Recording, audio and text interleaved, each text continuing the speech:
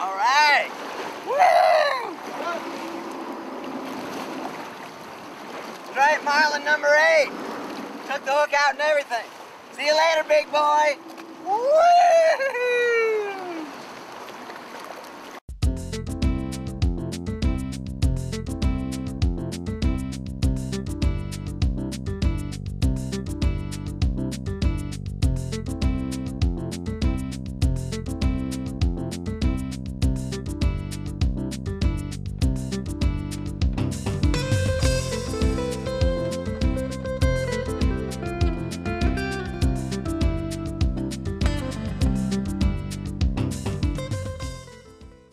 Some new video tonight of the thrilling adventure of an oceanside teacher who went kayak fishing in Baja.